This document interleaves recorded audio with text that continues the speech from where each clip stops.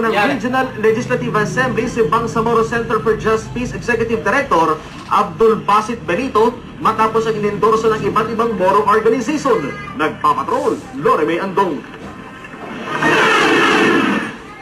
Buo ang desisyon ni Bangsamoro Center for Justice Executive Director Abdul Basit Benito na sumabak na sa larangan ng politika sa isinusulong na reforma sa Autonomous Region in Muslim Mindanao. Noong Biyernes, formal na itong naghain ng kanyang aplikasyon bilang miyembro ng Regional Legislative Assembly. Ayon kay Benito, ang tiwalang ibinigay ng iba't ibang Moro organization ang nag-udyok sa kanya upang maghain ng aplikasyon.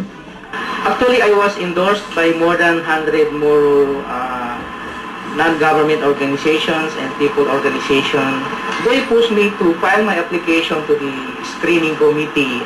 One was in the RMM and the last Friday. That was the last filing of the application for appointment in Metro Manila and Quezon City.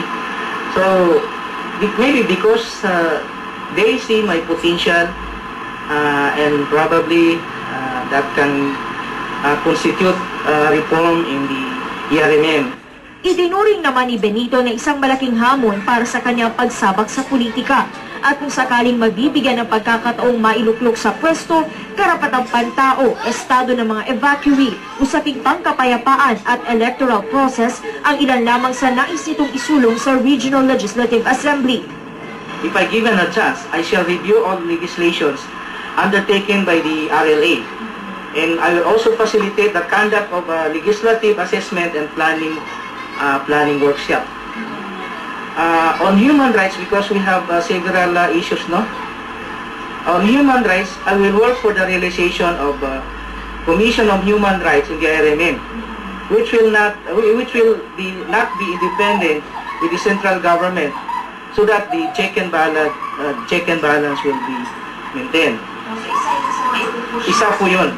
That was my on the human rights issues.